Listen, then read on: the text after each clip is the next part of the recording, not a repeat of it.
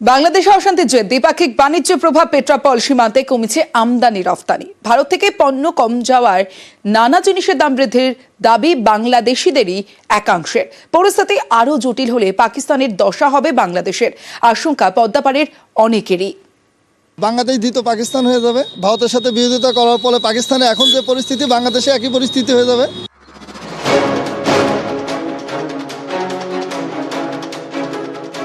ইসকনের সন্ন্যাসী চিন্ময় কৃষ্ণ দাস গত মাসের শেষের দিকে তাকে গ্রেপ্তার করা হয়। এরপর থেকে অশান্ত বাংলাদেশ।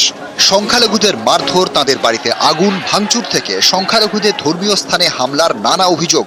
আর আমাদের হিন্দুদের উপর এমনি আমরা খুব মানসিক চাপে আছি।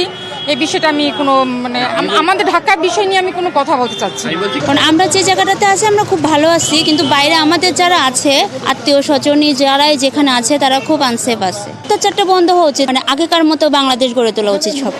পদ্মাপাড়ে অশান্তির ভুরি ভুরি অভিযোগ। এরই মধ্যে ভারত বিদ্বেষ চরমে, সেদেশের কট্টরপন্থীদের হাস্যকর সব হুমকি। এসবের জের এসে নাকি পড়েছে ভারত বাংলাদেশ দ্বিপাক্ষিক বাণিজ্য। পেট্রাপোল সীমান্তে আগের মতো আমদানি রপ্তানি কমেছে বলে দাবি ক্লিয়ারিং এজেন্টদের।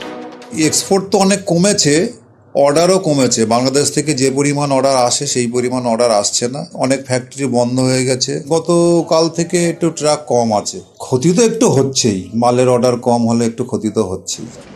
ভারত থেকে রপ্তানি কমে যাওয়া ইতিমধ্যে পদ্মাপাড়ে নানা জিনিসের দাম বাড়ছে বলে দাবি। জটিলতা আরও বাড়লে বাংলাদেশের পরিস্থিতি নিয়ে আশঙ্কা প্রকাশ ওপার থেকে এপারে আসা অনেকেরই। বাংলাদেশ দ্বিতীয় পাকিস্তান হয়ে যাবে। ভারতের সাথে বিরোধিতা করার ফলে পাকিস্তানে এখন যে পরিস্থিতি, বাংলাদেশে একই পরিস্থিতি হয়ে যাবে।